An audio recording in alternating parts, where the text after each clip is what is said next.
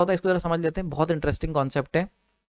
अगर अगर ground fault हुआ, एसएलजी फॉल्ट किसी फेस पर, तो होता क्या है एसएलजी फॉल्ट के केस में, एक आयोनाइज्ड चैनल बन जाता है। मतलब जैसे ये फॉल्ट हुआ तो अब क्या होगा, यहाँ पर ये चार्जिंग करंट इस कैपेसिटर से होते हुए निकल रही हैं, तो कैपेसिटर की जो चार्जिंग करंट थी ये ग्राउंड में जाएंगी, एंड ग्राउंड के थ्रू ये इस पर्टिकुलर आर्किंग से या जो भी हुआ है इसके थ्रू चढ़ेंगी। तो ऐसे में क्या होता है, जब ऐसा कुछ होता है और यहाँ पे जो करंट फॉल्ट करंट है इसकी वैल्यू 4 एम्पियर से अगर ज़्यादा हो गई, तो ऐसे में क्या होता है, ये जो चैनल बन रहा है, ये देख रहे हो ना, ये जो चैनल बना है आपका जहां से ये चार्जिंग करंट फ्लो कर रही है, इस तार पे चढ़ रही है, ये चैनल खत्म नहीं होता है। ठीक है, समझ में आ रही बात? ही बहुत इंपॉर्टेंट बात बता रहा हूं मैं आपको। जनरली क्या होता है, जनरली कभी भी अगर करंट 4 एम्पियर से कम होती है तो मान के चलते आर्किंग हुई। अब आर्किंग क्यों हो गई? बिकॉज आसपास का एयर पार्टिकल जो थे आयोनाइज हुए, तो आर्किंग हो गई। अब क्या होता है, क्योंकि हम लोग एसी के साथ डील कर रहे हैं, तो एसी में एक ऑटोमेटिकली एक पॉइंट आता है जिसमें करंट जीरो होती है। भाई एसी 50 हर्ट्ज की सप्लाई है, 50 हर्ट्ज का मतलब अगर हम बात करते हैं 50 हर्ट्ज की, तो इस तरीके से एसी है 50, एक सेकंड में 50 बार साइकिल आएगी, तो क्या होगा, हर एक सेकंड में जाने कितनी बार यहाँ पर हमें 0 पॉइंट मिलेगा, मतलब करंट, नेचुरली करंट 0 पॉइंट हमें पिक्चर के अंदर देखने को मिलेगा। ठीक है, क्लियर हो गया? ये हो गया नॉर्मल एसी।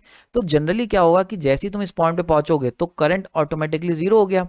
अब करंट ऑटोमेटिकली जीरो हो गया तो ये फॉल्ट जो यहाँ पर हुआ था, ये फॉल्ट एकदम से गायब होगा, थोड़ी देर के लिए आर्किंग बंद होगी, और ऐसे में क्या होगा, हवा चलेगी और इन आयोनाइज चार्ज पार्टिकल्स को सिस्टम से उड़ा ले जाएगी। समझ में आ रहा है? तो नॉर्मली अगर हमारी फॉल्ट करंट 4 एम्पियर से कम होती है तो ये जो जोन बना है, ये जो चार्ज, ये जो आर्किंग हो रही है, ये अपने आप ऑटोमेटिकली वैनिश हो जाती है। इसी को हमने नाम दिया जाता था ट्रांजिएंट फॉल्ट का। याद है, अभी मैंने पिछले लेक्चर में बताया था ऑटोमेटिक रिक्लोजिंग में। ऑटोमेटिक रिक्लोजिंग ऐसी चीजों के लिए की जाती है कि हम क्या करें, हम थोड़ी देर के लिए सप्लाई को बंद कर दें। सप्लाई बंद करोगे थोड़ी देर के लिए, करंट को इंटरप्ट करोगे, ऑटोमेटिकली आर्क जो होगी वो वैनिश हो जाएगी। तो ये क्या होता है, आर्क वैनिश हो जाती है, एयर उसको पार्टिकल्स को उड़ा ले जाएगी, या जो चैनल है वो खत्म हो जाएगा।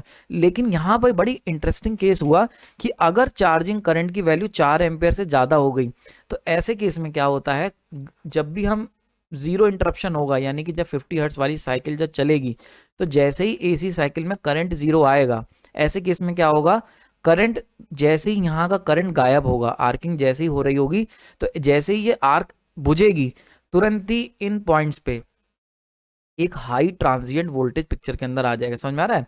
जैसे कि आगे चल के मैं बताऊंगा, जैसे रीस्ट्राइकिंग वोल्टेज आता है ना सर्किट ब्रेकर में, वैसे ही तो इन पॉइंट्स के ऊपर एक हाई वोल्टेज, मतलब 5 से 6 गुना वोल्टेज डेवलप हो जाएगा, और वो क्या करेगा, वो वोल्टेज दोबारा से आर्किंग करवा देगा। मतलब जो आर्क यहाँ पर खत्म हो जानी चाहिए थी करंट जीरो पर, वो आर्क करंट जीरो होने पर भी खत्म नहीं होगी। और क्यों? क्योंकि जैसे ही करंट जीरो आएगा, आर्क खत्म होने का नाम लेगी, तुरंत ही यहाँ पर वोल्टेज आ जाएगा पिक्चर के अंदर, और ह्यूज वोल्टेज आएगा, और वो क्या करेगा, दोबारा से आर्किंग करवा देगा। तो कहने का मतलब क्या हुआ कि जो चैनल है वो खत्म ही नहीं हो पाएगा। तो यूजुअली जो चैनल था वो वैनिश हो जाता था, बट क्योंकि करंट, आयोनाइज चैनल की बात कर रहे हैं, यानी कि इस वाले चैनल की बात हो रही है, क्योंकि जैसे ही चैनल वैनिश होगा वापस से सिस्टम रिस्टोर हो जाएगा। बट जैसे क्योंकि करंट 4 एम्पेयर से ज्यादा है, तो चार्जिंग करंट जो होगी वो सफिशिएंटली हाई है, और वो आर्क को मेंटेन रख पाएगी इन दी आयोनाइज पास। मतलब ये जो चार्जिंग करंट जो फ्लो हो रही है ग्राउंड से इस वायर की तरफ, ये उस पाथ को, वो जो चैनल है उसको चार्ज अप रखेगी, मतलब उन आयंस को उड़ने नहीं देगी, उन आयंस को वहां पे बना के रखेगी। तो बिल्कुल वहां पे वो चैनल बना रहेगा। अब चैनल बना रहेगा तो क्या होगा, आर्किंग कंटिन्यूसली होती रहती है। तो मतलब मल्टीपल आर्किंग, मतलब एक बार कैपेसिटर चार्ज होगा, फिर डिस्चार्ज होगा, फिर चार्ज होगा, फिर डिस्चार्ज होगा, ऐसे मल्टीपल आर्किंग होती रहती है। समझ में आ रही बात? है तो इसी को फिनोमेना को हम लोग आर्किंग ग्राउंड्स कहते हैं। समझ में आ रहा है कि ग्राउंड से इस पर्टिकुलर फेज के बीच में मल्टीपल आर्किंग होती रहती है। और इंपॉर्टेंट चीज क्या है, even though the medium causing the fault has been cleared, मतलब मान के चलते हैं कोई कोई आदमी टच कर गया, तो आदमी ने टच करा, उसके थ्रू फॉल्ट हुआ और वो जल के खत्म हो गया, तो मान के चलते हैं ये जो आर्क थी ये गायब हो गई। लेकिन क्या हुआ, ये चैनल बना रह गया, ionize channel, because of high charging current.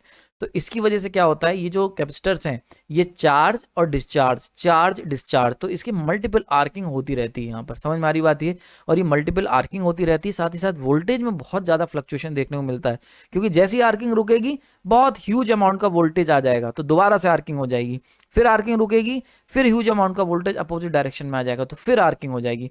तो आर्किंग हुई, वोल्टेज आया, अपोजिट डायरेक्शन में आर्किंग हुई, फिर वोल्टेज आया, फिर अपोजिट डायरेक्शन में, तो इस तरीके से मल्टीपल आर्किंग होती रहती है। So that is the phenomena known as arcing ground. समझ में आ रही बात ये? तो इंपॉर्टेंट कॉन्सेप्ट यहाँ से जो आप एग्जाम के लिए लेके जा सकते हो वाइवा के लिए, वो ये है कि अगर फॉल्ट करंट की वैल्यू 4 एम्पेयर से ज्यादा हुई, मतलब ये फॉल्ट करंट क्या था, this is the charging current. तो अगर ये जो कैपेसिटर से जो करंट ग्राउंड की तरफ फ्लो कर रहा है, ये अगर आपका 4 एम्पेयर से ज्यादा हुआ तो आर्क परसिस्ट करेगी, आर्क बची रहेगी। अगर 4 एम्पेयर से कम हुआ तो ये जो आयनाइज्ड चैनल है ये एक्सटिंग्विश हो जाएगा, गायब हो जाएगा, कोई दिक्कत नहीं है। लेकिन अगर 4 एम्पेयर से ज्यादा रहा तो ये चैनल जो देख रहे हो ना, ये वाला चैनल ये ऐसे ही बना रहेगा और आर्किंग मल्टीपल टाइम्स होती रहेगी। और यही को इसी चीज को, इसी फिनोमेना को हम लोग आर्किंग